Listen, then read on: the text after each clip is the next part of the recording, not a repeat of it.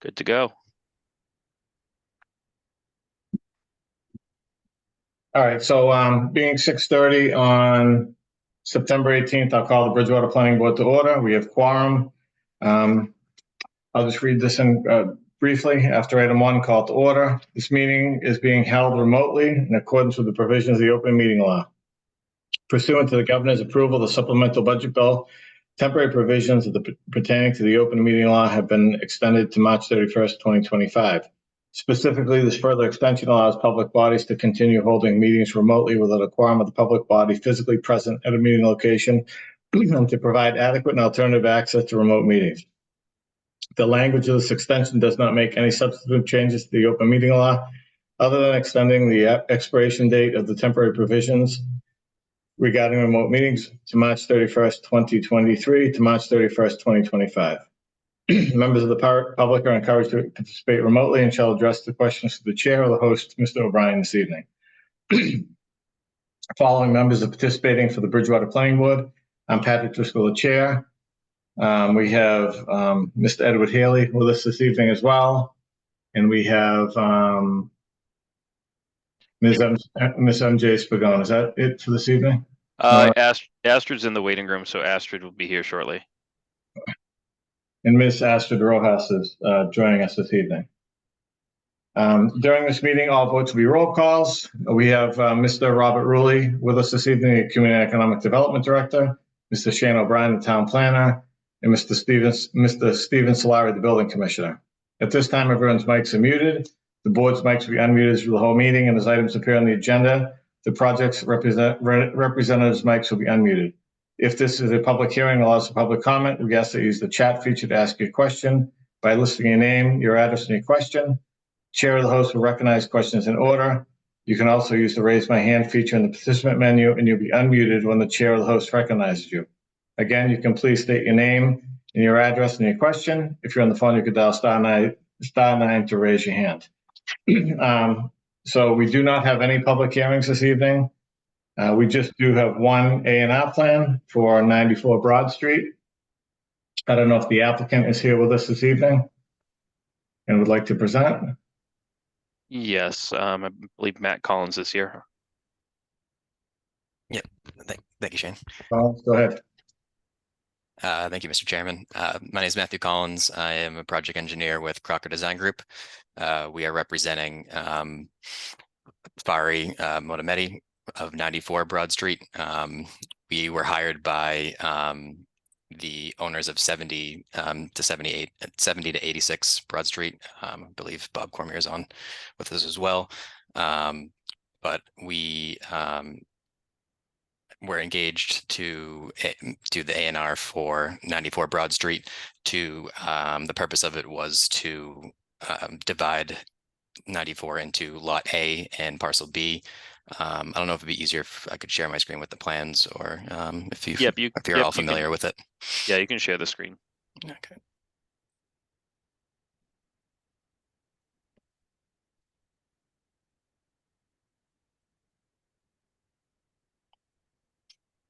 Can everyone see that? So 94 Broad Street originally was 16,671 square feet. The purpose of this A&R is to divide it into Lot A, which would be 13,123 square feet, and Parcel B, which would be 3,548 square feet. Parcel B would be considered a non-buildable lot, and the intention would eventually be for the 76 to 78 and 70 to 86, these two, along with the others to eventually bring it into that development. But for now, we're just looking to divide 94 Broad Street. I don't know if anyone has any questions.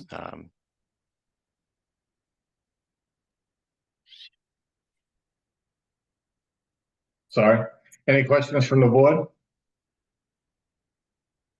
Mr. O'Brien? No, from an A&R standpoint, we're all good. It meets the criteria of endorsement for the A&R. So I'm just hoping that the board endorses and we move on from there. All right. I agree. From the from the A&R standpoint, it does meet that the 10,000 square feet and frontage is existing, but I just want to make it clear that I talked to you, Mr. O'Brien, and I agree with you. And I talked to Mr. Solari earlier, and he had indicated that may create a zoning violation for the existing dwelling on lot A. So I just want to make it clear that the developer should connect with Mr. Solari and make sure there's no zoning issues, or if there are zoning issues, how to deal with them going forward. I don't know if Mr. Solari wants to say anything to that, or if he's good with that comment, or. No, I'm good with that. I mean, I just want the owner to know that, as you know, our bylaws, when it comes to, if you go to 4.3.6 in the town bylaws, states that residential dwellings in non-residential districts, whether any residential dwelling located in or constructed in an industrial zone or a business zone, then the provisions of the restrictions of the nearest residential zone shall apply to each resident. So the nearest residential district to this is residential D, which is right behind it. And in residential D, for having a two-family, you're required to have 10,000 square feet per unit. Now, right now, it's legal non-conforming. It's only 16,000. Now you're taking 6,000 somewhat away. You're making a legal non-conforming more non-conforming. And if you go to 40A, Section B, Section 6 of the state's zoning, that's not allowed. So if this happens, I will be sending a letter to the owner of this property that he has a zoning violation on his property, and he can handle that with the bank, with the tax people, with the title people. That'll be up to him. But I did, Mr. O'Brien sick of me calling him today, going back and forth with the law and stuff, but I think Mr. O'Brien's right that, we look at frontage and area, and there is a block on here saying that zoning isn't being approved by this plan. So we just want to make sure that they know there could be an issue. There's ways to resolve it, making a mixed use or variances or whatever. We just want to make sure that they may have to go that route if they do this. But as far as the endorsement, I think we have to endorse it. So. Yeah, and we're happy to have that continuing zoning discussion. I know that the form-based code is a little bit fresh in everyone's mind, but we also want to kind of look at some of that language as well too. And I've heard today that there was a version of the use table floating around out there that 1 or 2 families may be allowed in the form-based code. But then I went back to the final version on our on our website, and it only changes multifamily to mixed use and stuff like that. And that's mixed use frontage there, so it gets complicated. So I don't want to just sign it and I just want to make sure that the applicant knows that there could be an issue and it should be worked out with the zoning enforcement officer. That's all. So. We completely agree. Right. Yep. I spoke with Shane today, and he let me know that, and we're happy to have a meeting with Steve and go over what the next steps would be for zoning purposes. So we're happy to do that. Okay. Any other board questions on this? Any other staff comments? Okay. No. So let's see. Ms. Rojas, were you trying to say something? No, I just said no, not on this end. Okay. All right. So there's 4 of us here this evening. Do we have a motion to endorse or not endorse? Motion to endorse. Mr. Haley? Do we have a second? I can second. By Ms. Rojas? So Ms. Pagone, even though you're an alternate, you're willing to vote on this, that's correct, right? Because you're a regular member this evening, because we're short, you're willing to vote? You're on mute, Ms. Pagone. Nope. I apologize. I'm encountering a lot of technical problems right now. Half of this meeting I don't even know if you guys can even hear half of what I'm saying. I don't know if I'm even in the state to be able to vote, but if you need me as a member, I'll take a vote. Is this what we were handling the last meeting with? No, this is brand new, MJ. This is brand new. If you're comfortable and not informed, we have 3 members that can vote. That's why I was just checking in with you. That's all. No, I appreciate it. I at least was able to hear that. But yeah, just to play it safe, since I'm having trouble with getting my Zoom connection on my computer, and I'm looking at a very tiny phone screen right now. I probably should sit this one out. All All right, right. so, I'll be an abstention. so Mr. Haley, Yes. Ms. Rojas, Yes, and I'm a yes, and Ms. Pagano abstention, correct? Thank you. Yes. Yes to the abstention. Okay. All right, that's it for A&R business. There's no public hearing. So the last thing we have this evening, well, other than board business, is Mr. O'Brien wanted to give us an update on the new ADU law. And he provided us with the current law that we have in town and the new past law. So I'll turn it over to you, Mr. O'Brien. Sure thing. Let me just pull up, so I sent over a link to everyone, and if anyone in the general public is interested in the new language. So there's the new section 8 of chapter 150 of the Acts of 2024 that allows for or permits for accessory dwelling units for up to 900 square feet to be built by right in single family zoning districts in Massachusetts. So typical accessory dwelling units can range from detached units, upper units, garage conversions, above garage conversions, et cetera, from attached units as well. So ADUs can be within a primary residence. But yeah, essentially the state has permitted these, redefined what a definition of an accessory dwelling unit is. Pretty much the general statements are ADUs must maintain a separate entrance, either directly from the outside or through an entry hallway or corridor shared with the principal dwelling, sufficient to meet the requirements of state building code. And it is either no larger than the half the gross area of the principal dwelling or 900 square feet, whichever is smaller. And then municipalities can implement restrictions, which are not limited to additional size restrictions and other restrictions on short-term rentals. So pretty much the gist of it is we can impose reasonable restrictions through site plan review, Title V requirements, short-term rentals, and regulations concerning dimensional setbacks and bulk and height of structures. Whereas some municipalities have required owner occupancy for ADUs, a special permit, or other discretionary zoning approval for the use or rental of ADUs. The requirement of more than one parking space outside of a half a mile of a commuter rail, subway, bus station, ferry terminal. I don't think that really is pertinent to us, as well as any parking of an ADU within half a mile of, oh, they repeated that, or requirements of parking. So there's a website.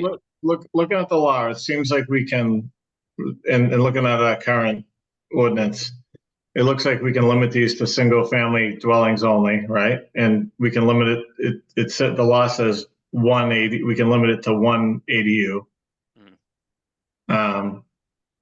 Do we have to allow these in C and D where we already allow, where that's not just strictly a single family zone, it's a 1 and a 2 family zone? Well, I'll bring up what we have currently, Pat. Let me just pull up. And I guess, could we just tweak what we have, right? Could we just? Honestly, we're not too off base right now. Currently, we would probably have to really just redefine the definition of what we currently have as expanded living space or in-law living area. Get rid of that in-law living? Well, we would define it as accessory dwelling unit. So pretty much the language here is we would have to eliminate the language about the bedrooms or no more than 200 square feet, but pretty much state that the total living area for the expanded, which includes everything, shall not exceed, instead of 800, it should say 900, as well as include any other language that's redefined in terms of the accessory dwelling unit. Because it's already a yes on the use table. We already allow, basically, we already allow ADUs, but we just call them in-laws, right? Oh, correct. So if we go down to our current use table, we do allow them in our single family districts by right now. So we're kind of already there. We also allow them by right in the gateway and east gateways and pretty much every other district in town, whether you are a residential structure in a business district or an industrial district or any other district in town. Well, It's just- a special permit through the zoning board of appeals, which is allowed through this document. My opinion is it's worked pretty well in the way we have it. I know, Mr. Solari, we recently just went from what, 600 to 800 square feet because of requests in town? Yeah, and there is one more thing. If you could go back to the definition, Shane, that Sure. would have to be removed, because in the current requirement, it lists unrestricted passage must be maintained on each floor level between units. That would be taken out because basically what they're saying is that right now, when you do an in-law setup, the main house, you have to have passage through the house to the unit. Well, with the new ADU law, that doesn't have to be. You don't have to have passage from the main house into the ADU. The ADU can be totally separate. It doesn't have to have the passageway through. So that's the only other item that would have to be removed from that definition. And it would be nice if we could keep them attached so we don't have people converting like two-car garages out in their backyard into a house. You know, it appears to be tastefully done when it's attached to the house and Well, they still need to meet the building code. So they're still going to need to meet, because that's a discussion me and Shane had about, you're putting in a new dwelling unit. So you're looking at meeting the energy code, any structure in Massachusetts over 600 square feet requires full foundation as far as for frost protection, 4 feet. So a lot of existing buildings, garages, sheds will not be considered usable for an ADU based on the building code. They still have to meet the building code. Correct, as well as Title V and Yeah.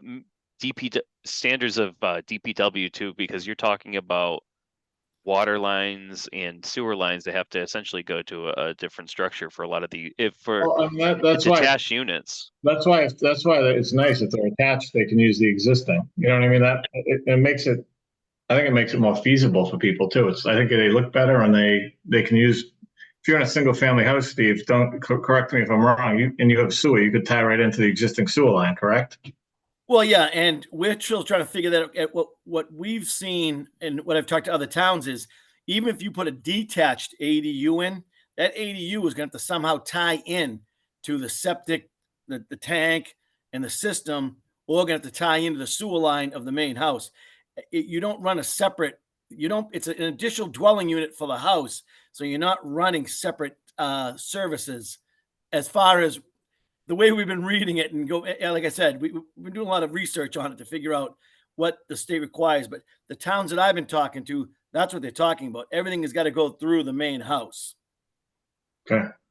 Yeah, but I think the new things with this one is with other municipalities have required affidavits and special permits, and for these in-law apartments, I guess that they used to be called, to be owner occupied. Whereas now in this case, it's clear that the law is to kind of create rental units, whether it be detached or attached to a primary structure.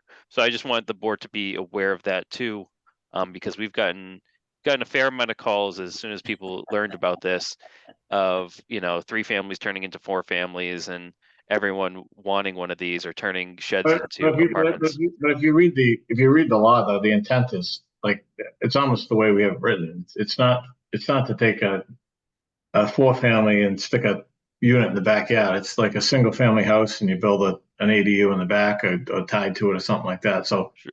I mean, personally, if we can keep it to single family homes and one ADU, I know I talked to another planner friend of mine in another town that they're trying to do it single family homes attached and only one ADU per lot. So Yeah, I think you have to at least allow for one.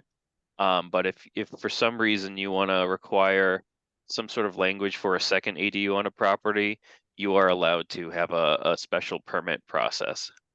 but we don't have to do that. It's Correct. I think the introduction of this discussion is, I'm hoping to have multiple discussions, as well as we'll have a zoning ordinance, whether it be a workshop or a joint meeting with the CED committee at some point prior to February, is to kind of really iron out language. We don't have to overly complicate it, like you said, Pat. We have to just touch up a few things, but I think we should be a little ironclad in terms of also, prohibiting short-term rentals and just kind of be clear with some of the Something. things that we don't want to see and the things that could occur because we don't have it within our current ordinance. Is this something the state's gonna have to approve, or is it just, No, it's not like MBTA communities. It's just, starting February, it's expected. I don't have an issue. There'll probably be a couple municipalities trying to fight back, but we're really not off here. We just have to add 100 feet and just kind of clear up our definition, and we're pretty much doing the same thing that the state is asking us to do.